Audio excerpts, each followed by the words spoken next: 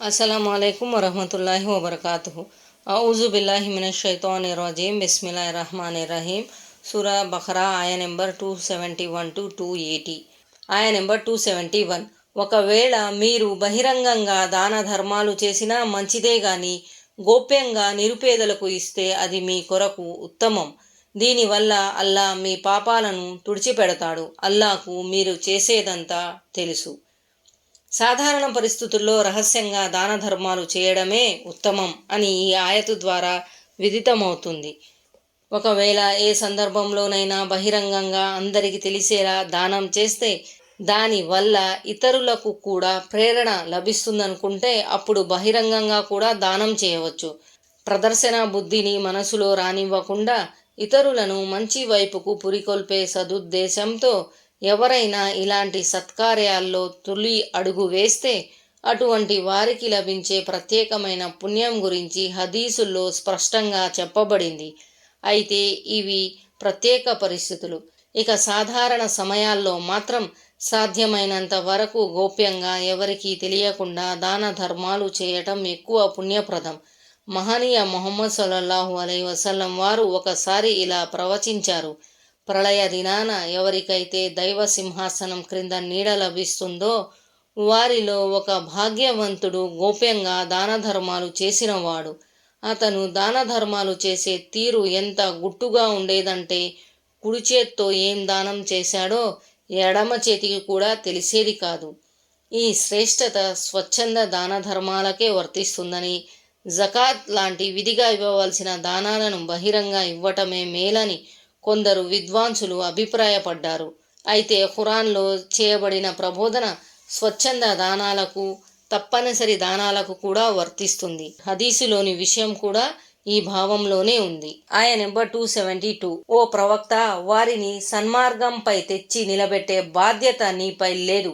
వాస్తవానికి సన్మార్గ భాగ్యాన్ని అల్లాహ్ తాను కోరిన వారికి అనుగ్రహిస్తాడు. మీరు దైవ మార్గంలో ఏ మంచి వస్తువును వ్యాపరిచినా దాని లాభాన్ని స్వయంగా మీరే పొందుతారు. కాకపోతే మీరు కేవలం అల్లా ప్రసన్నత కోసమే ఖర్చు చేయాలి. మీరు ఎంత ఖర్చు చేసినా దాని పూర్తి ప్రతిఫలం మీకు ఇవ్వబడుతుంది. మీకు ఎంతమాత్రం అన్యాయం జరగదు. వివిధ వ్యాఖ్యానాల ద్వారా బోధపడేదేమిటంటే ముస్లింలు అవిశ్వాసులైన తమ బంధువులకు ఆర్థిక సహాయం చేయడం సమంజసం కాదని భావించేవారు. పైగా వారు ముస్లింలుగా మారిపోవాలని కోరుకునేవారు. అప్పుడు ఈ ఆయతు అవతరించింది. ఎవరికైనా సరే సన్మార్గాన నడిచే సద్బుద్ధి అల్లా తరపున లభిస్తుంది. సన్మార్గం గురించి బోధపరచడం వరకే మీ బాధ్యత. ఇకపోతే మీరు దైవ మార్గంలో చిత్తశుద్ధితో ఏమి ఖర్చు చేసినా దాని పూర్తి పుణ్యఫలం మీకు లభిస్తుంది. దీన్ని బట్టి అవగతమయ్యే ఒక విషయం ఏమిటంటే ముస్లిమేతరులైన బంధువులను ఆదుకోవటం, బంధుత్వ ప్రాతిపదికపై వారితో మంచిగా మెలగడం పుణ్యప్రదం. అయితే జకాత్ అనబడే తప్పనిసరి దానాలకు మాత్రం ముస్లింలే హక్కుదారులు. ముస్లిమేతరులకు జకాత్ సొమ్ము ఇవ్వరాదు. ఆయ నెంబర్ 273. దైవ మార్గంలో నిమగ్నులైన కారణంగా బ్రతుకు తెరువు కోసం భూమిలో సంచరించే వీలు లేని నిరుపేదలు వాస్తవానికి మీ ధన సహాయానికి అర్హులు. వారు నిజస్థితిని గురించి తెలియని వారు. ఆత్మాభిమానం వల్ల వారెవరిని అడగకపోవడం చూసి వారిని అవసరాలు లేని వారుగా తలపోస్తారు. మీరు వారి వాలకాన్ని చూసి వాస్తవ స్థితిని ఊహించవచ్చు. తమకు సహాయం చేయమంటూ వారు ప్రజల వెంటపడరు. అటువంటి త్యాగధనుల సహాయార్థం మీరు ఎంత సొమ్ము వెచ్చించినా నిశ్చయంగా దాని గురించి అల్లాహ్కు తెలుసు. దైవ మార్గంలో ఇల్లు వాకిలి వదిలి మక్కా నుండి మదీనాకు వలస వచ్చిన ముహాజిర్లు వీరు. ధార్మిక విద్యను ఆర్జించే విద్యార్థులు, విద్వాంసులు, దైవ కార్యం కోసం తమ జీవితాలను అంకితం చేసిన వారు కూడా ఈ క్రోవలోనికే వస్తారు. ఇది విశ్వాసుల ఒక ముఖ్య లక్షణం. పేదరికంలో మ్రగ్గుతూ ఉన్నప్పటికీ వారు నోరు తెరిచి ఇతరులను ఏమీ అడుగరు. సాధ్యమైనంత వరకు ఉన్నదాంతోనే తృప్తి పడాలని, తమ బాధలను నలుగురికి చెప్పుకోరాదని అనుకుంటారు. ఇంటింటికి పోయి ఒక ముద్ద అన్నం పెట్టమనో 2 ఖర్జూర పండు ధర్మం చేయమనో ముష్టెత్తుకునేవారు వాస్తవానికి నిరుపేదలు కారని, అవసరం ఉండి కూడా ఆత్మాభిమానం వల్ల ఇతరుల ముందు చేయి చాపకుండా గుట్టుగా గుంభనంగా బ్రతికేవారే సిసలైన నిరుపేదలని మహనీయ ముహమ్మద్ సొల్లల్లాహు అలైహి వసల్లం వివరించారు. కాబట్టి తమ ధనాన్ని సదకాగా ఇవ్వదలిచిన వారు ప్రొఫెషనల్ ఫకీర్లకు ఇచ్చే బదులు ధర్మ జ్ఞాన సముపార్జనలో ఉండి ఉపాధిని సమకూర్చుకోలేని వారిని, దైవ మార్గంలో ప్రస్థానం చేసేవారిని, తమ దారిద్ర్య స్థితిని చాటుకోకుండా గౌరవంగా బ్రతుకుబండిని లాగుతూ ఉండే వారిని అన్వేషించి ఉత్తమ రీతిలో ఆదుకోవాలి. ఎందుకంటే వారు అభిమానం వల్ల ఇతరుల ముందు తమ గోడును వినిపించుకోరు. అదే సమయంలో తమ అవసరాలకు తగిన ఉపాధి ఉండి కూడా పరుల ముందు చేయి చాపటం తమను తాము అవమానపరుచుకోవటమే. అలా చేసిన వారి ముఖాలపై ప్రళయ దినాన గాయాలు కనిపిస్తాయని హదీసులో ఉంది. నిత్యం జనుల ముందు యాచిస్తూ తిరిగే వాని ముఖంపై ప్రళయ దినాన మాంసం ఉండదని బుఖారీ, ముస్లింలలోని హదీసులో ఉంది. ఆయన నెంబర్ 275. వడ్డీ సొమ్మును తినేవారు శైతాను పట్టడం వల్ల ఉన్మాది అయిన వానిలాగానే నిలబడతారు. వారికి దుర్గతి పట్టడానికి కారణం వ్యాపారం కూడా వడ్డీ లాంటిదే కదా అని వారు అనటమే. వాస్తవానికి అల్లా వ్యాపారాన్ని ధర్మసమ్మతం చేసి వడ్డీని నిషేధించడు. కనుక ఎవరు తన ప్రభువు వద్ద నుంచి వచ్చిన హితబోధనను విని వడ్డీని మానుకున్నాడో అతడు గతంలో పుచ్చుకున్నదేదో పుచ్చుకున్నాడు. అతని వ్యవహారం దైవాధీనం. ఇక మీదట కూడా దీనికి పాల్పడిన వారే నరకవాసులు. వారు కలకాలం అందులో పడి ఉంటారు. ఆయతులో రిబా అని ఉంది. రిబా అంటే అధికం, ఎక్కువ అనే అర్థాలు వస్తాయి. దాన్నే మనం వడ్డీగా వ్యవహరిస్తాము. రిబాలో 2 రకాలున్నాయి. 1 రిబల్ ఫజ్ల్, 2 రిబన్ నసీహ్. 6 వస్తువుల లావాదేవీల్లో హెచ్చుతగ్గుల మూలంగా నగదు రుణ వ్యవహారం మూలంగా జరిగే వడ్డీని రిబలే ఫజ్ల్ అని అంటారు. ఆ 6 వస్తువుల వివరాలు హదీసులో వచ్చాయి. ఉదాహరణకు గోధుమలకు బదులుగా గోధుమలనే లావాదేవీలు జరపవలసిన ఉంటే ఆ 2 సరిసమానంగా ఉండాలి. దాంతోపాటు అది నగదు వ్యవహారమై కూడా ఉండాలి. అంటే ఆ 2 వస్తువులు అక్కడే చేతులు మారాలి. అలా కాకుండా ఆ 2 వస్తువులు సరిసమానంగా లేకున్నా, అలాగే అప్పటికప్పుడు వస్తు మార్పిడి జరగకుండా ఒక వస్తువు నగదుగా ఉండి మరో వస్తువు రుణంగానో లేక 2 రుణంగానో ఉంటే ఆ వ్యవహారం వడ్డీ వ్యవహారం క్రిందకు వస్తుంది. ఇక రెండోది రిబన్ నసీహ్. ఎవరికైనా కొంత నగదు అరువుగా ఇచ్చి పుచ్చుకునేటప్పుడు ఎక్కువ పుచ్చుకుంటానని షరతు పెట్టడం రిబన్ నసీహ్ అవుతుంది. ఇది కూడా వడ్డీయే. ఉదాహరణకు 6 నెలల గడువు కొరకు ఎవరైనా 100 రూపాయలు రుణంగా ఇచ్చి వాపసు చేసే సమయంలో 125 రూపాయలు ఇవ్వాలని షరతు పెట్టడం. అంటే 6 నెలల గడువు కోసం 25 రూపాయలు అదనంగా పుచ్చుకోవటమన్నమాట. దైవ ప్రవక్త ప్రియ సహచరులైన అలీ రజియల్లాహు తాలా అన్హు గారు ఇలా అన్నారు: అప్పు ఇవ్వటం ద్వారా వచ్చిన ప్రయోజనమేదైనా వడ్డీయే. ఇలాంటి అప్పు వ్యక్తిగత అవసరాల కోసం ఇచ్చిపుచ్చుకున్నా, వాణిజ్యం కొరకు ఇచ్చిపుచ్చుకున్నా 2 పరిస్థితులు కూడా ఇది వడ్డీయే. ఈ వడ్డీ హరాంగా పరిగణించబడుతుంది. అజ్ఞాన కాలంలోనూ ఈ 2 రకాల రుణాల లావాదేవీలు జరిగేవి. ఈ రెండింటినీ ఇస్లాం నిషిద్ధంగా ఖరారు చేసింది. వర్తకం కోసం బ్యాంకు ద్వారా తీసుకునే రుణాలు వడ్డీ లావాదేవీల పరిధిలోకి రావని కొంతమంది భావిస్తున్నారు. ఒక వ్యక్తి బ్యాంకు నుంచి రుణం తీసుకుని వాణిజ్యం ద్వారా పెద్ద మొత్తంలో లాభాలు గడిస్తున్నప్పుడు కొద్దిపాటి సొమ్మును బ్యాంకుకు అదనంగా చెల్లించటంలో దోషం ఏముంది అని వారు ప్రశ్నిస్తారు. ఇలాంటి వడ్డీని ధర్మసమ్మతంగా ఖరారు చేయాలని కోరే ఈ మహానుభావులకు చెడుగా కానరాకపోవచ్చు. కానీ దేవుని దృష్టిలో మాత్రం ఇందులో అనేక చెడుగులు ఉన్నాయి. ఉదాహరణకు రుణం తీసుకుని వ్యాపారం చేసే వ్యక్తికి ఖచ్చితంగా లాభం వస్తుందన్న గ్యారంటీ ఏమీ లేదు. లాభాల సంగతి అటు ఉంచి పెట్టిన అసలు పెట్టుబడి అన్నా తిరిగి వస్తుందన్న దృఢ నమ్మకం ఏమీ ఉండదు.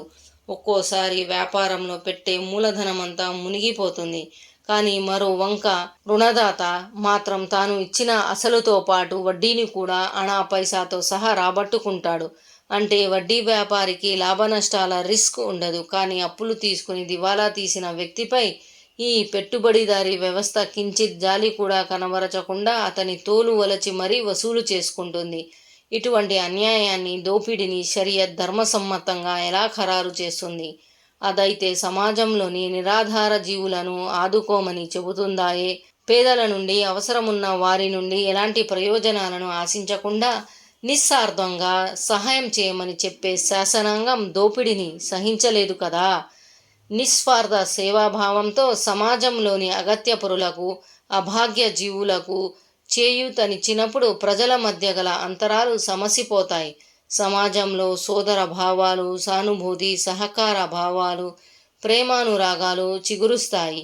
దీనికి పూర్తిగా విరుద్ధమైనది వడ్డీ. ఈ వడ్డీ వ్యవస్థ మూలంగా స్వార్థప్రియత్వం పెంపొందుతుంది. కరుకుదనం, హృదయ కాఠిన్యత ప్రబలుతాయి.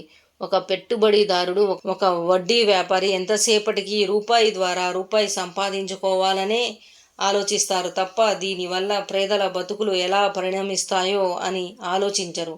సమాజంలో తిష్టవేసి ఉన్న ఆర్థిక మాంద్యంతోనూ, నైతిక అధోగతితోనూ వారికి పనిలేదు. ఇటువంటి వైపరీత్యాన్ని, నిర్లక్ష్య ధోరణిని ఇస్లామియా షరియత్ ఎట్లా హర్షిస్తుంది? వడ్డీ వ్యవస్థ వల్ల ఉత్పన్నమయ్యే అనర్థాలు ఇంకా చాలా ఉన్నాయి. వివరాల్లోకి పోయే అవకాశం ఇక్కడ లేదు. చెప్పవచ్చేదేమిటంటే వడ్డీ ముమ్మాటికి హరాం. అది వ్యక్తిగత అవసరాల కోసం తీసుకున్నా, వర్తకం కోసం తీసుకున్నా, మరే ఉద్దేశంతో తీసుకున్నా అది ధర్మసమ్మతం అయ్యే ప్రసక్తే లేదు. అంటే వడ్డీ సొమ్ము తినే వాడికి ఈ దుస్థితి సమాధి నుంచి లేపబడేటప్పుడో, హష్ర్ మైదానంలో లేపబడేటప్పుడో ఏర్పడుతుంది. వ్యాపారాన్ని వడ్డీతో పోల్చడం దారుణం. ఎందుకంటే వ్యాపారంలో వస్తుమారకం జరుగుతుంది.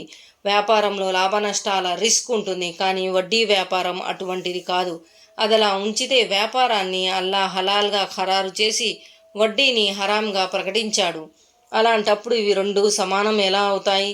ఇస్లాం స్వీకరించిన తర్వాత లేక పశ్చాత్తాపం చెందిన తర్వాత గతంలో పుచ్చుకున్న వడ్డీపై ప్రశ్నించబడదు అని భావం.